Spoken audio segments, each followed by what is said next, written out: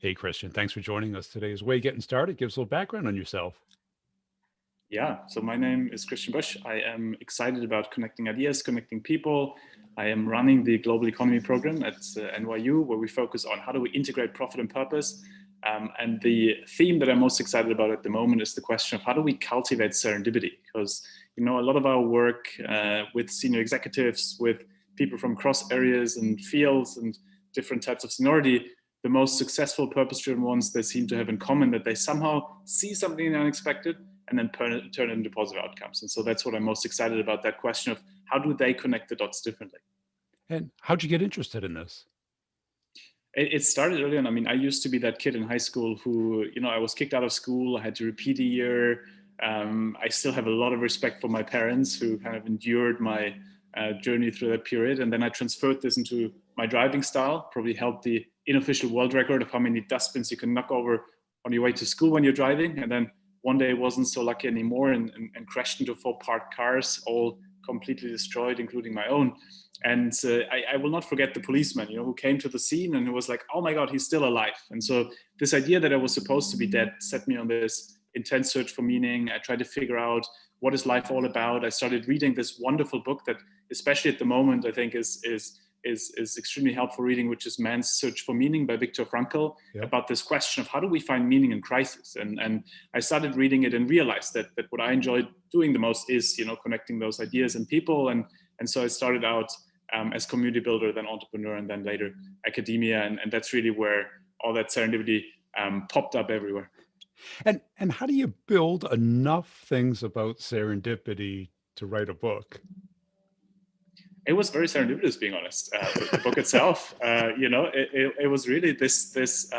My initial research and work had been around how do we develop and scale social impact? How do we build organizations that allow for meaningful work and related questions? And as serendipity popped up in those different areas, in different papers that we did, in my own projects, I started aggregating some of this, just thinking, great, like it's just nice, because it's become a way of life and it seems to be something that inspires people. And so I just sprinkled it in more and more. And then, at some point I realized, wow, that could actually be a book. And then now that is the excitement that I've had around it, is really to say, is there a science-based framework for this? Is there, when we look at the world, where everyone has a serendipity story, maybe the way they met the love of their life, or how they found their job, or how their company kind of pivoted towards something.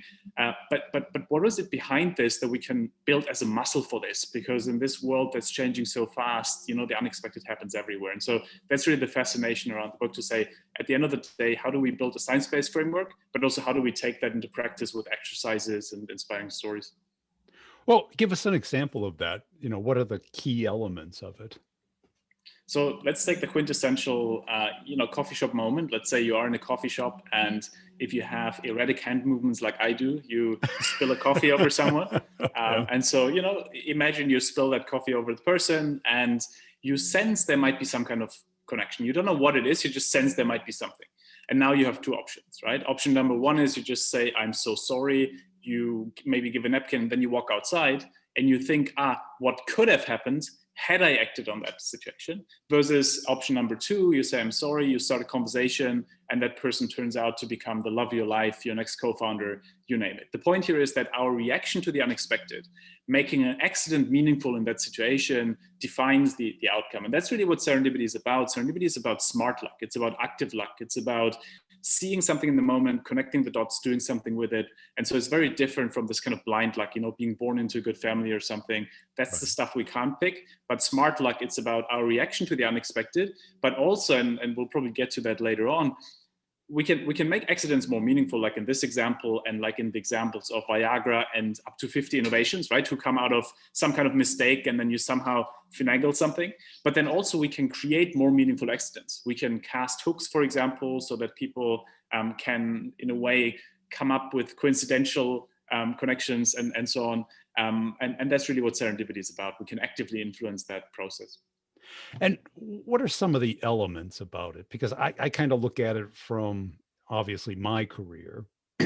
And what I've noticed is, like technology is a big one.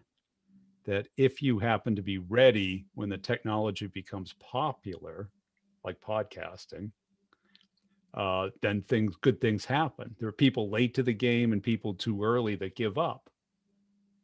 What are some of the other ones that you think could fit into like a science-based one? Yeah. It's interesting because if you think about the most successful people that one can think of in terms of who build companies or who are running interesting organizations or who just live a meaningful, happy life, a lot of times, things didn't work out, right? And that was part of the process. Like you can't always know exactly, what kind of technology will be the next big thing. Right. You will see that the top technologists of our time will have had four really bad guesses and then they had one really good one and that made them kind of the person they are, right? And so it's really at the end of the day that muscle has also that kind of tenacity, like the tenacity in it, right? This idea of, hey, as long as I see the unexpected not as something that's just threatening, but if I see it as something that can actually become an ally, that can become an opportunity, if I see something in there, and then actually I start saying, okay, great. Like if even if I miss this one here, I can do something else. And so I think there's a lot around this element of saying serendipity has a long incubation time, right? Like, I mean, I had that here. Like I recently got married and I'm about to have a child, and I didn't see that coming. I knew that woman for 13 years. We serendipity reconnected last year, and that was an incubation time of 13 years of that serendipity to actually happen. But in a way, it's kind of like you reframe situations, right? And you look at situations differently and so on. And so one of my favorites actually is really this idea that if we in every situation try to make the best out of what is at hand. So if we see a situation, say, okay, there still could be something in there. That's really where, in a way, we connect the dots completely differently. That's where you look at a former drug dealer, and instead of just seeing a former drug dealer, you see a potential teacher who will be resourceful, creative, who can turn a local community around. Or if you look at an old garage, you see a potential training center. And so it's really like serendipity a lot of times really happening when you look at something and you see more in the situation than others see, because you believe it can be there. And I think we'll probably talk more about this, that in a way, the way we look at the world, it's almost like a self-fulfilling prophecy, right? How Right. those people who believe that something can be there start seeing more in those situations. But you can also, but how do you balance it between being Pollyanna and being serendipitously lucky? It's fascinating, and it sounds like have you had that balance, trying to figure out that balance in your Oh, life? Or? yeah, we all do, I guess, because if we're too optimistic and open, we never accomplish anything. But yet if we're too closed, like the dating thing, it's like you're not going to find anybody in your living room, right? You've got to get out of the house. You got to go to the coffee shop, go somewhere where other people are. And Absolutely, and I think that's where the filter question comes in, right? What is the filter that we have? I mean, as an organization, for example, being at the filter of we invest into XYZ ideas based on XYZ criteria. If there's organizations I work with, for example, who have systems where unexpected ideas are being incentivized. So they ask people, what surprised you last week? Oh, farmers called up and said that their washing machine breaks down when they wash their potatoes. Interesting. Maybe we should build in a dirt filter and make it a potato washing machine, right? Like if you incentivize those kind of things, then you have more serendipity happen because people start looking for it. But also then you have to have a filter in place to say when it's enough, right? Like what makes a good idea then? In the sense of, hey, great, we will invest into X. And so what I've seen there is, brain trusts like at Pixar and other companies where you have a couple of people who just informally say, okay, this could work, this not.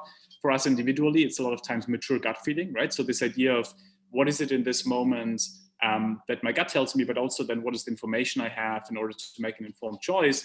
And I'm a big fan actually of doing a serendipity journal where you have this parking lot, where essentially everything that seems to be a little bit too distracting, it doesn't get thrown away. It just gets in the parking lot, and then you'll look at it later. And I went through that recently when doing that book, right? Because for a long time I would have a very open, I would want to have a lot of serendipity in terms of the kind of people to be featured in the book or the kind of publishers and so else. And once you have the plan and you want to get it done, then I literally wanted to sit in the basement and just write and like have no serendipity happen, right? Because you had your plan. And I feel everyone goes through these like stages with the project, right? Or with our lives, where we will have periods where we have to really focus and then periods where we open up again. And I feel like building in those filters helps us to do that probably.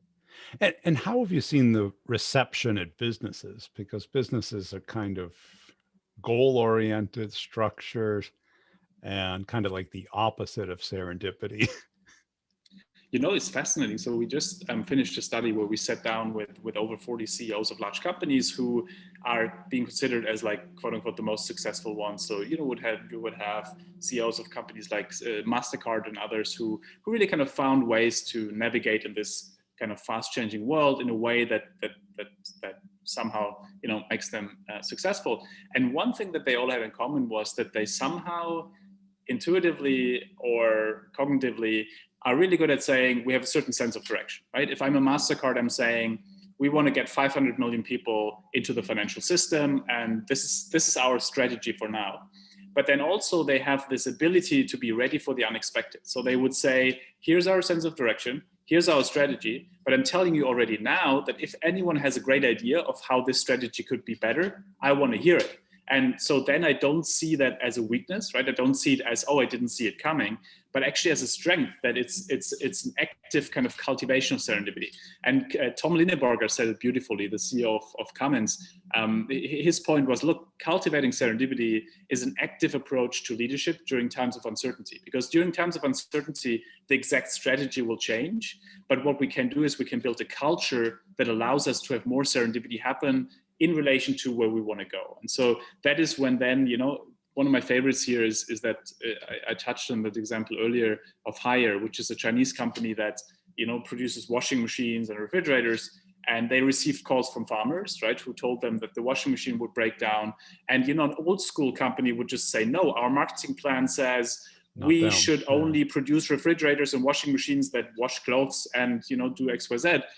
But because they had a bigger idea of, no, where we're going is we want to make sure that we cater to as many people as possible in X, Y, Z ways. They said, you know what, actually, let's build in that dirt filter and make it a potato washing machine. And so with those kind of companies, I've seen the reception actually being, extremely open, because they say, look, this is the only way we will be able to cope with changing customer demand, because we can't know what customers will want to buy in 2 years, and we can't know how the world will look like in 2 years.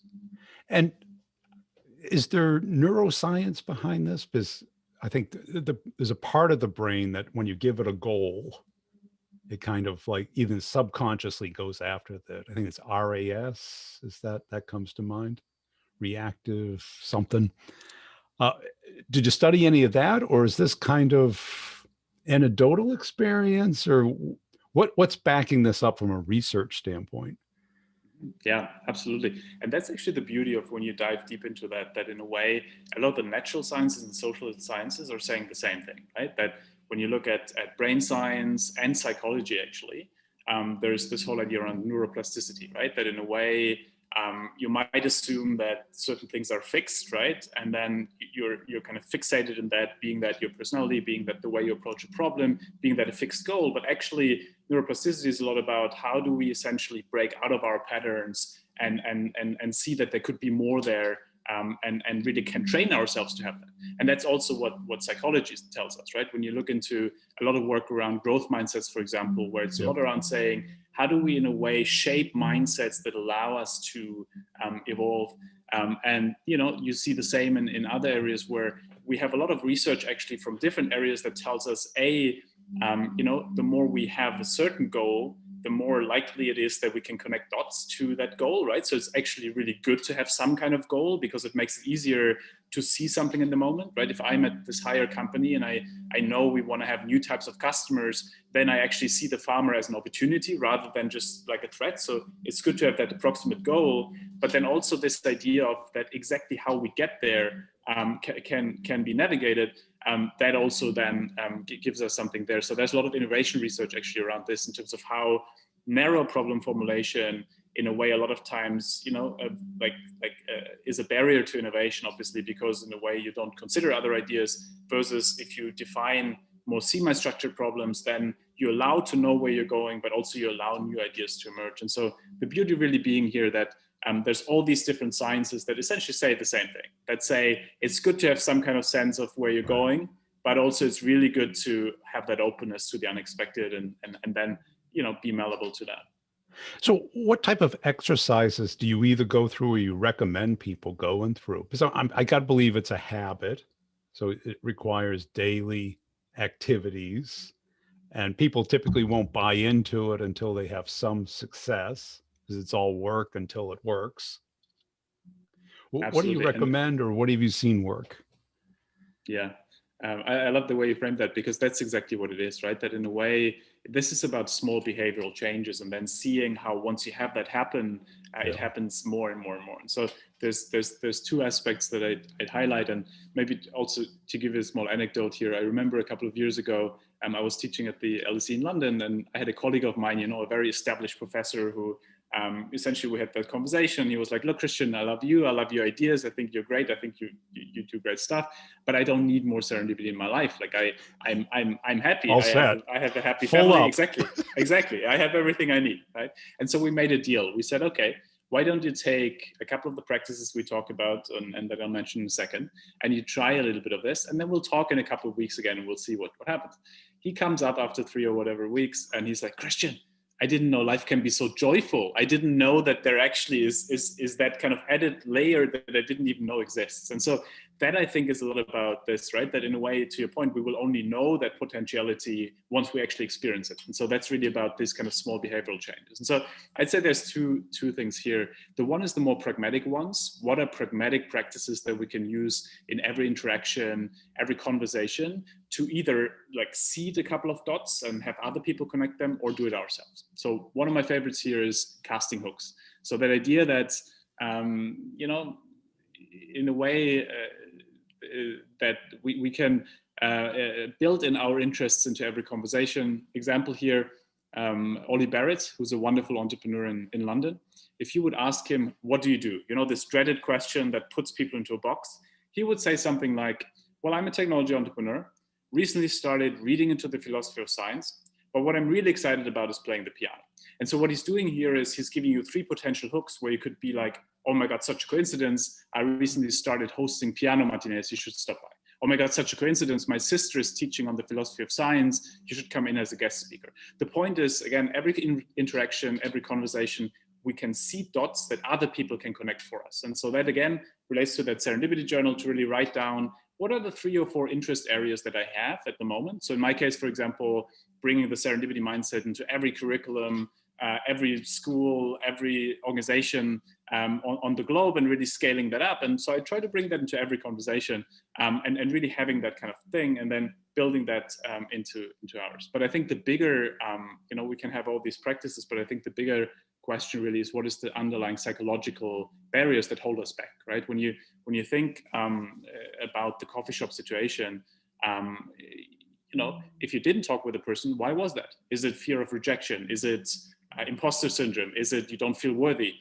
And that's actually where we realize how often we miss serendipity, right? How often there were moments in a meeting where you had that unexpected idea, but you didn't voice it because you felt, oh, and then you walked outside the room and you're like, I should have mentioned X, Y, Z.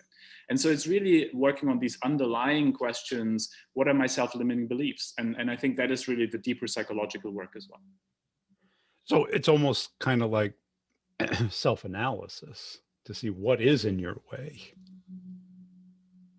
Absolutely. And I'm a big fan there actually of trying to understand the pattern behind it, right? So in a way, if you would write down what were the 5 last instances where I didn't act on an opportunity or situation where I saw there could be something, why was that? Is there the same pattern happening all the time? And then in those situations where I actually did it, what was different? And how can I do more of the thing that seemed to work versus like work on the thing that didn't allow me to do X, Y, Z?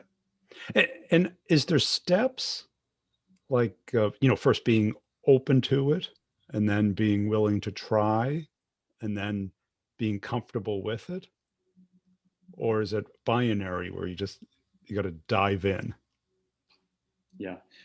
That's the beauty of it, that if you think about serendipity as a process of spotting and connecting dots, and then having the tenacity to actually go through with it, you have those 3 stages, right? The one is like training ourselves to see more potential dots, right? Yeah. So that can be in team meetings, for example, asking people, what surprised you last week? Or asking people, in different situations, what was it that you didn't expect? Was there any assumption that's different from what or any assumptions that didn't hold, and why was that, and really kind of learning how to spot those unexpected things that could then lead to something.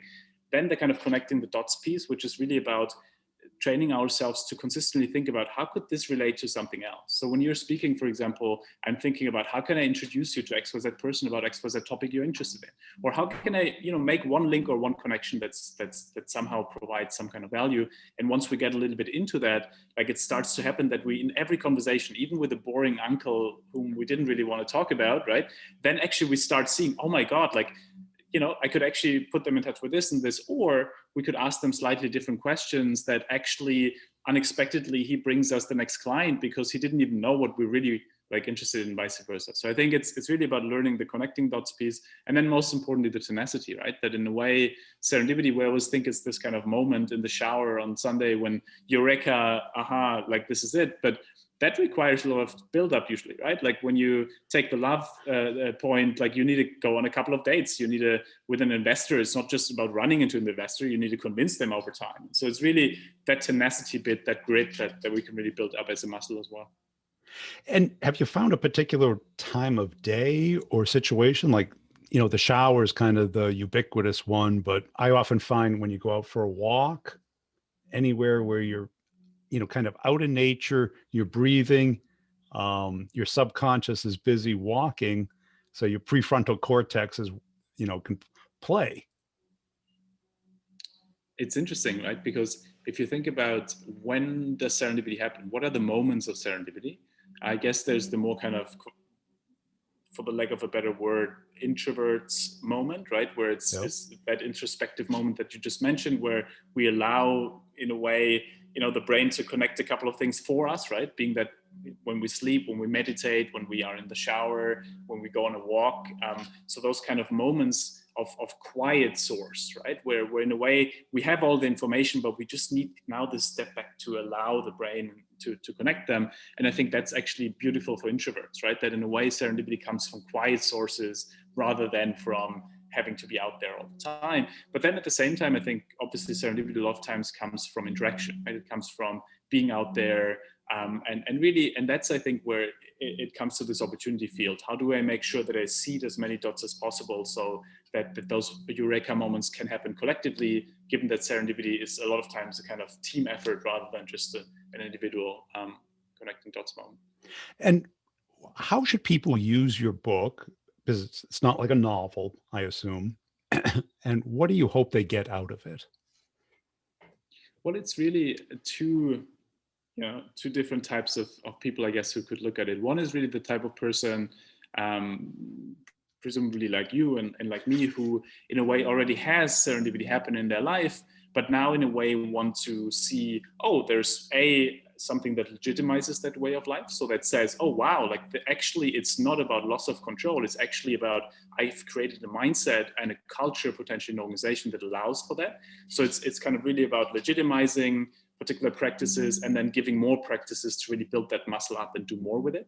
But then also, and I first thought that would be the kind of less interesting group, but actually the group that I'm most fascinated by now is people like my colleague who in a way don't have a lot of serendipity in their life, maybe don't even believe that it's possible to create that. And then essentially start with small behavioral changes, like slightly different questions and so on, and then see it happen. And then are like, oh my God, like I didn't even know life can be as good.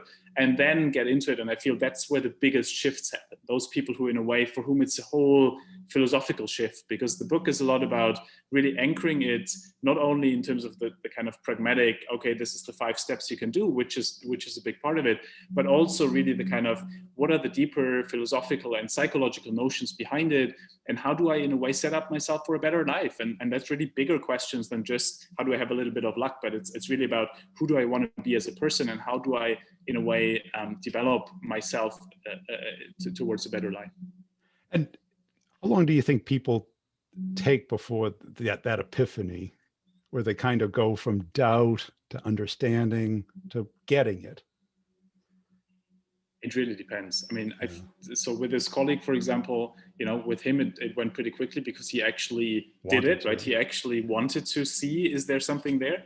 So I'm actually always a big fan of having ambassadors, so having people, I have a lot of people, for example, who get the book for a friend of theirs whom they feel might for whom it might be nice to do some of it, and then they tell them, hey, look, like I'm reading this at the moment, like I thought you might like it too, and then in a way you kind of develop this dynamic where they're like, oh my god, have you tried this? And so it's more of a group thing, and I think that's something I've seen work in a way of when you have some kind of community dynamic around it, or at least like a friend who also does it, and so you can compare notes a little bit.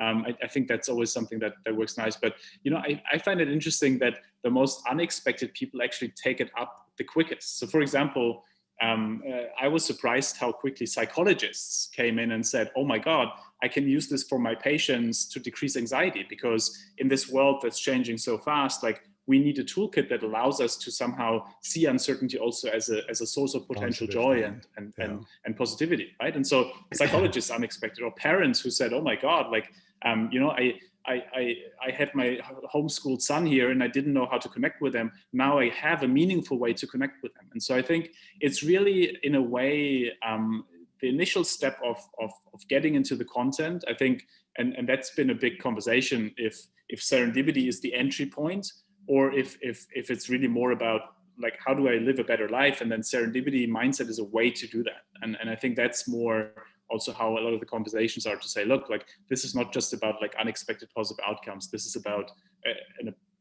really a life philosophy and a life skill.